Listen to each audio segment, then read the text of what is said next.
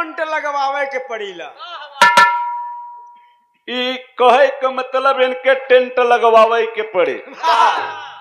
सही लड़का कहता कोई शुभ कार्य करे के पहले अपने इष्ट देवता के मनावा जात है। जैसे कोई राम का पुजारी, कोई श्याम का पुजारी, तो कोई आशा राम का पुजारी। अब आसाराम पीछे चला गए, सूरज पाले आए रहे लाला, बगल में नारायण साईं भी बैठा। खैर इनकर दोनों जने को पट्टीदारी मामला आया। बड़े भाई हेलो भैया हो, जब बिरहा खत्म हो जाए जवन बोले कोई बोल ली है, बोले कोई बोल रहा अब बोले कोई बोला बीच में खुदबत दिक्कत हुई। इहू के आदत खराब है बा। बड़े भैया खैर इलाहाबाद का भाषा या चंचल के बुरा न माना, हमारे यहाँ इलाहाबाद के बड़ा ठेठ कहत थी। बड़का भैया नवरात्र का महीना चलता, ई भगत माई के बुलावता और पीड़ा वाली माई सतगुरु स्वरूप माता सुदीक्षा के अवतार। और ये बड़ी पुरानी गीत या लाला बाबा हरन के जमाने का गीत या। अब मास्टर साहब लय बनाए के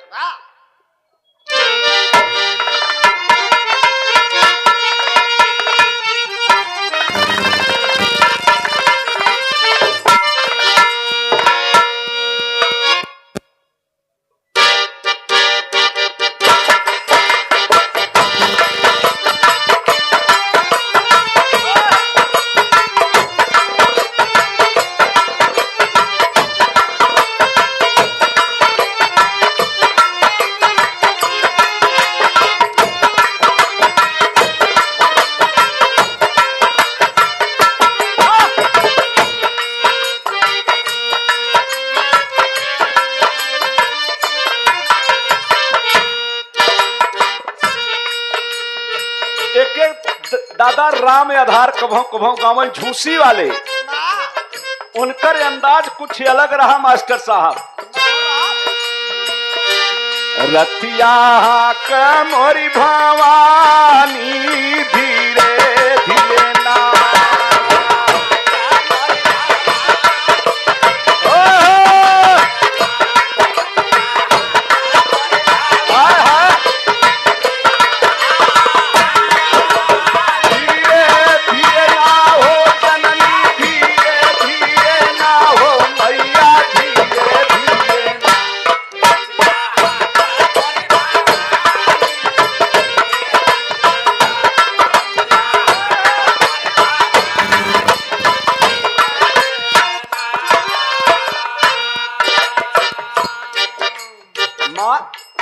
आपके कृपा या पार बा। जे जान गया वो तो जान गया। सेवा में श्रीमान परम आदरणीय परम पूज्य चंद्रभान बड़े भैया गोठवा के धरती से। हेलो अच्छा हेलो बड़का भैया के तरफ से बहुत माया पुरस्कार।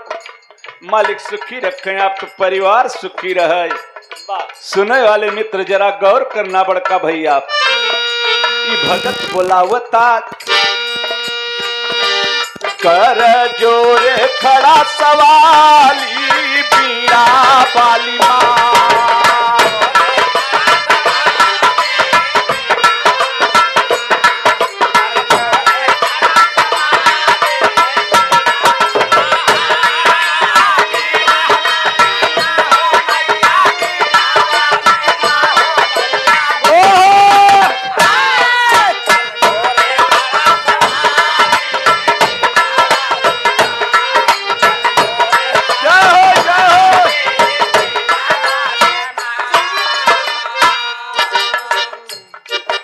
सेवा में श्रीमान वासुदेव पहलवान अखाड़े के पहलवान काका ई भागीपुर के धरती से 100 रुपया का पुरस्कार, चरणों में प्यार भरा नमस्कार। सब भाईन के नमस्कार बा। बड़का भैया गौर करना, बिरहा तो बहुत सुनबे डॉक्टर साहब, लेकिन यह समय नवरात्र में जो भक्ति भाव समझ ले है ओकर जान ल नैया पार हो गए। सेवा में श्रीमान डॉक्टर अशोक यादव, वरिष्ठ विशिष्ट मान ल पढ़े कम रहे ना उ काहे भाई यह बरे की बिरहा के चक्कर में बाबा कहे पढ़ ले नहीं मेहरारू शौकीन न पौबे। तो मेहरारू खातिर पढ़े हुआ नहीं मेहरारू बरे तो नहीं पढ़ाम का तू अपने आशीर्वाद दे देते तो हमके बड़ी मेहरारू मिलती। ई बाबा के आशीर्वाद है जो ने आप लोगन का दर्शन मिला नहीं कहूँ हम ऐसा ही बम्बई में ऑटो तो चलाई दुल्हन खत का करत है कहीं तो बिना मन नहीं। डॉक्टर साहब की तरफ से बहुत सारा माया 251 रुपया का चरणों में प्यार भरा नमस्कार। सब भाई के नमस्कार बा।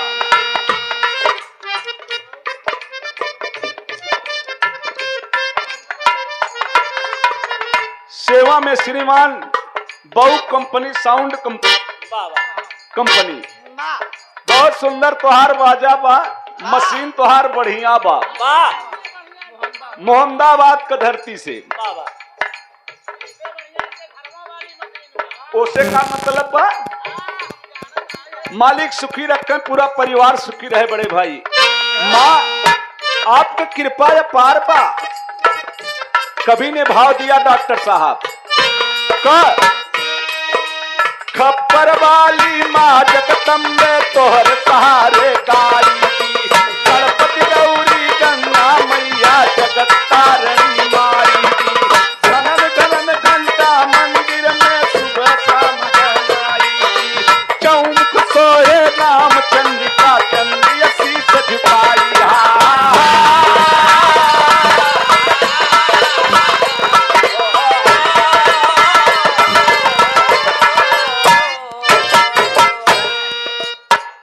माँ रोज सवेरे भगत घंटी बजावता।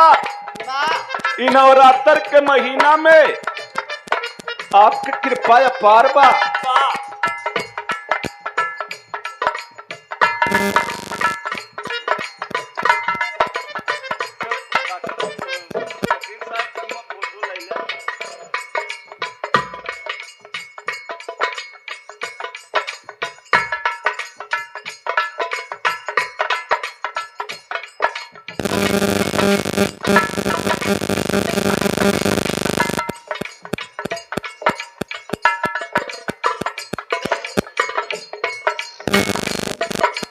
एसबी यादव वकील साहब कार्यक्रम के आयोजक, ई सुंदर बनारसी साफा समाजवादी साफा और प्यार के पंखुड़ियों में गुथा हुआ पुष्पहार और 501 रुपया का पुरस्कार। जोरदार एक बार ताली तो हो जाए, आप लोगों का दर्शन कराएं। माँ कृपा आपका अपार बा। अच्छा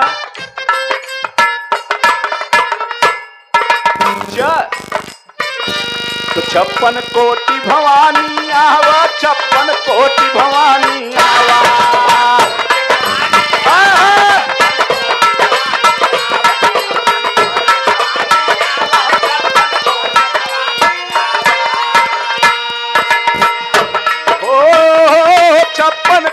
भवानी आवा जगदेवी तू दया दिखावा, झट से लैयावा भूताली बीना वाली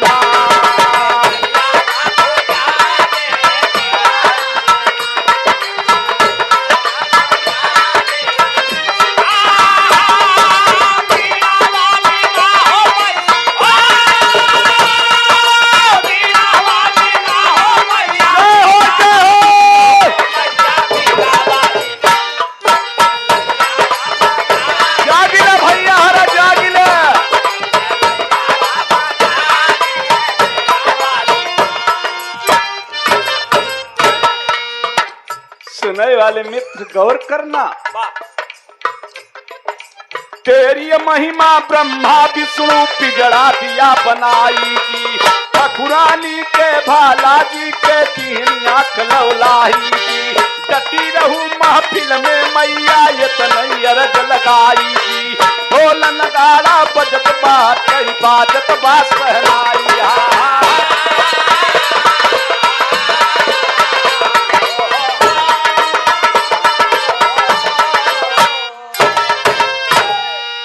माँ न हम बजावे जानी ने बचवा लोग गावे जाने न कुछ, न हम गावे जानी ने बच्चा बजावे जाने, लेकिन आपकी कृपा या सुबह शाम भैयन के कृपा की दरे दरे दर्शन करावत हो माँ।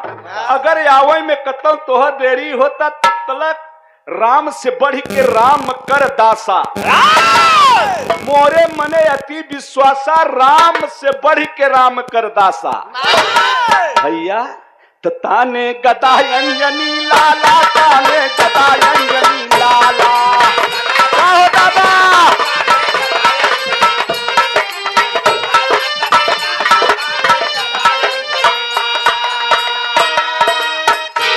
हो ताने गदा अंजनी लाला, चाह न सका कोई समाना दर्शन दई भक्त ताली पिया बाली माँ।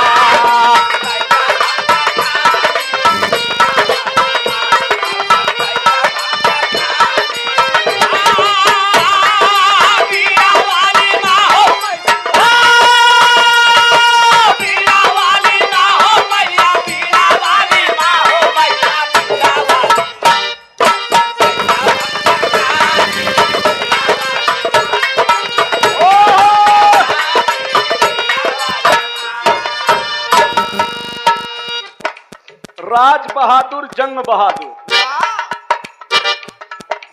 उदय बहादुर, तीनों भाई नहट्टी के धरती से एक न काम चला ली है। द्वापर में काम चलाए रहे कितने इनामे में भैया हरे, चरणों में प्यार भरा नमस्कार। जैसे पूरी सब्जी चला था बीच में चटनी आ गए, डॉक्टर साहब तो स्वाद बदल गए, पैसा तो कमावत है, पैसा बरे नहीं कहा है। अब भाई मनोरंजन का मतलब कुछ मन के हंसाइल, चरणों में प्यार भरा नमस्कार।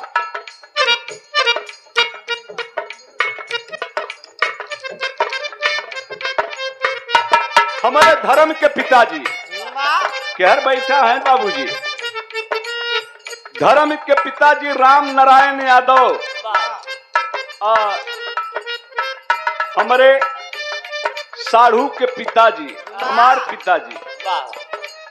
ये रिश्ता चंचल बहुत अहम होत है। कवन साढ़ुए का? अच्छा साढ़ू के हनुमान जी बाबूजी के तरफ से 200 रुपया का पुरस्कार, चरणों में प्यार भरा नमस्कार। साढ़ू भैया के तरफ से संजय भैया, भैया सड़ुआई ने कब और है ना सोइजन का। अच्छा ये रिश्ता बहुत अहम होता है, सब कुछ मम्मिया और फुफू और भूल सकत है, लेकिन सड़वान नहीं भूल सकते। और अगर भूल गए तो मेहरारू 4 रोज बोलबो न करे। चरणों में प्यार भरा नमस्कार, सब भैयन के नमस्कार बा।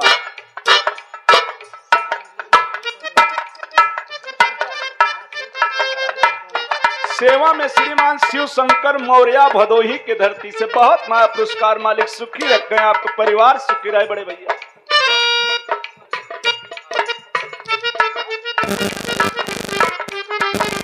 योगेश कुमार यादव हाजीपुर के धरती से वकील साहब के तरफ से ये आप लोगन का बड़ा प्यार दुलार 100 रुपया का पुरस्कार।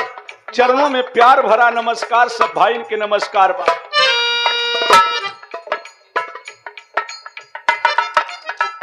सेवा में श्रीमान निर्भय दुधा भैया के तरफ से 100 रुपया का पुरस्कार है। नाराज जिन हो दुकानदारी या पेट न हो तो भेंट न हो, आप लोग महान हैं।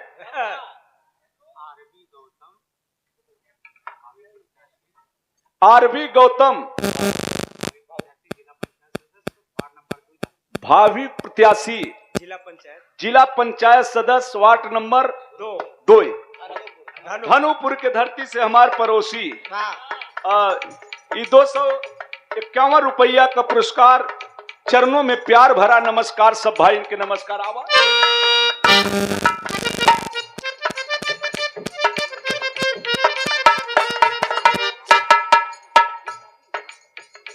क्या बात है। हमारे कन्हैया लाल बाबूजी बुनियादी, क्या बात है राजा।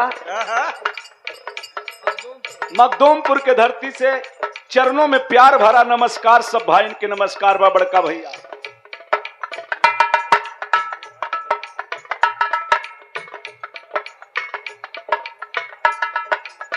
उदय बहादुर, राज बहादुर, जंग बहादुर भैया, तीनों भैया के चरण छू के हमार पहलगी बात ये आप लोगन का प्यार है। आप बड़का भैया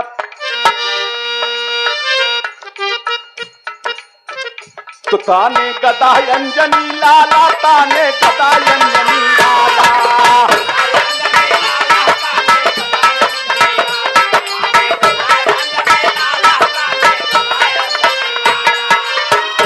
हो ताने गदा अंजनी लाला, त्राण सका कोई समाना, दर्शन दैद भक्त ताली पिया बाला।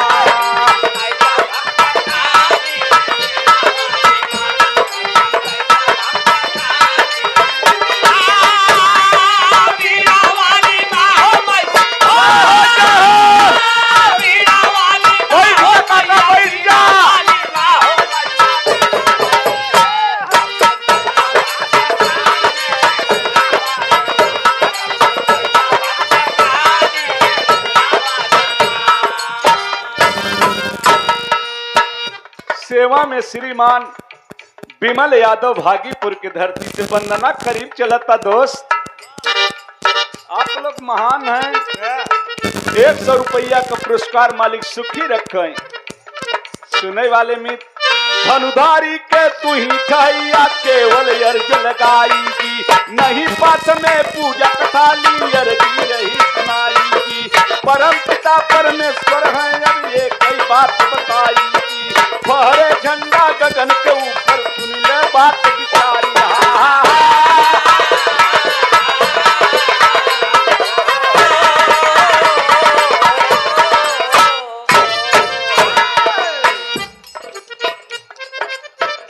डॉक्टर साहेब तो बम्बा देवी तो है बोलाई, बम्बा देवी तो है बोलाई।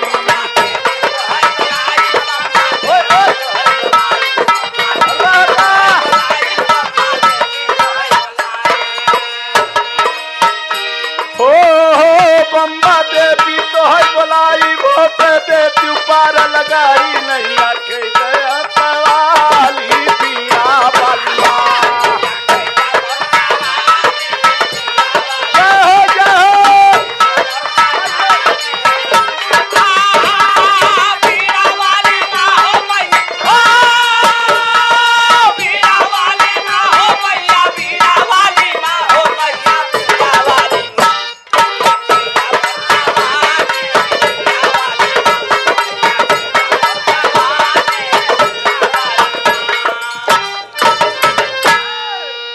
सुनने वाले मित्र वंदना का मतलब बंद नहीं हो सकत। सोवत जागत उठत बैठत चाहे जब आप सुमिर सकत हमारे बब्बा का प्रेटकली लग गए। अगर आप लोगन के अंदाज सही मिले तो एक टाइम हमारे बाबा के नाम पर ताली बजाए दे सुनने वाले बड़े भैया। अब नहीं जब हम कहब तब अगर उचित लागे मान ल लही गया तो शेर भर और न लहे तब सवा शेर। बाबा का प्रेटकली लग मुन्ना बाबा वाली करतलिया उठाई के आओ लाल।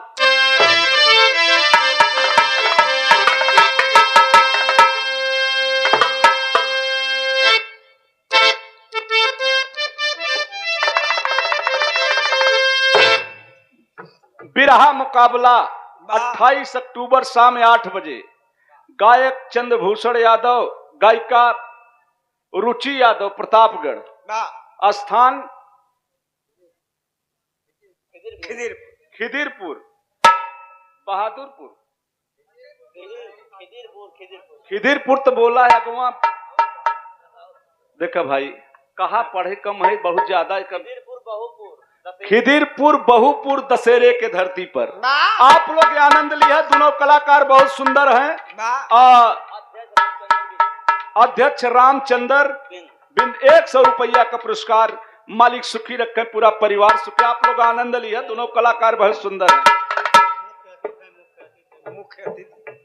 सेवा में श्रीमान परम आदरणीय परम पूज्य अभय राज यादव, राष्ट्रीय उपाध्यक्ष शिक्षक सभा समाजवादी पार्टी मुख्य अतिथि जी के तरफ से 201 रुपया का पुरस्कार चरण छू के पहले लगी बाबा का परेड के लिए लग गए लाला।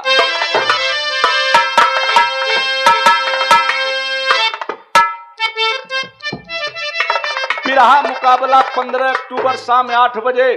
चंद्रभूषण यादव, गायिका प्रीतिपाल, फतेहपुर गोरियों।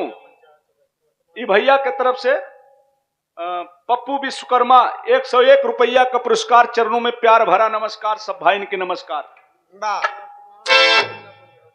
सेवा में श्रीमान उत्तम सिंह यादव अधिवक्ता मतलब हाई कोर्ट, वर्तमान जिला पंचायत सदस्य। साहेब पैसा कम बका, आप महान हैं, हमसे मिले। नमस्कारी भाई। जब लगाव होता जिसे भाई दुल्हनी से ढेर लगाव हो जाता है तो उसे दुख सुख चाहे जो उन्हें बात से कह सकत है। तो इसे जिला पंचायत साहब से हमारा लगाव हो गया। हमारे कहा पैसा कम बका। सेवा में श्रीमान दयाराम यादव रानीपुर के धरती से बहुत माया पुरस्कार 100 रुपया का। चरणों में प्यार भरा नमस्कार। सब भाई इनके नमस्कार। बाबा वाली अगर आपके अंदाज मिले तो जरूर ताली बजाए बाबू का।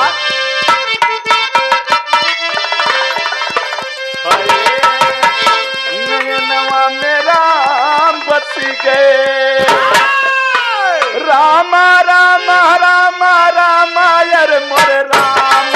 नयनवा में राम बस गए।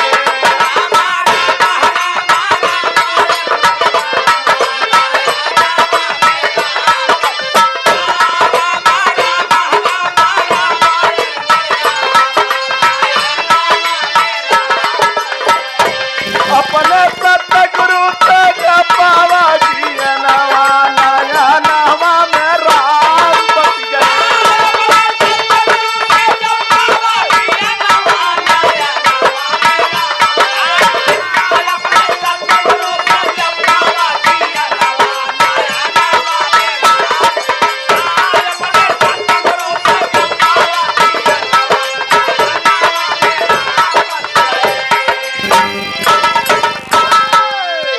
जब सतगुरु का ज्ञान पावा तब समझ पावा कि यह दुनिया में अब आवा बड़का भैया। यूट्यूब चैनल वाले दास लगावे तो बहुत कम दे तक के हमारे स्वयं का चैनल व दिनेश राम कैलाश। लेकिन का करिए नहु सबके संगे जना गवैयन के बियाह भवा बा। ए भैयन के नमस्कार बा। सेवा में श्रीमान सचिन यादव जिला पंचायत के प्रत्याशी वार्ड नंबर 2 से 100 रुपया का पुरस्कार। मालिक सुखी रखे, आपका परिवार सुखी रहे। बड़का भैया सुमिरन करीब बा। अरे भैया और निराकार में सकतिया भाई।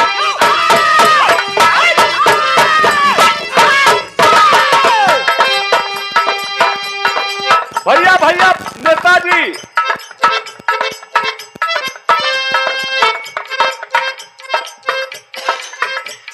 निराकार में सकती भारी,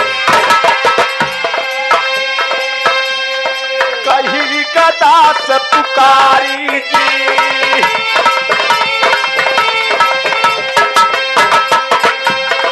बलिहारी गुरुवर का हमारे लिया कराई चिन्हारी जी।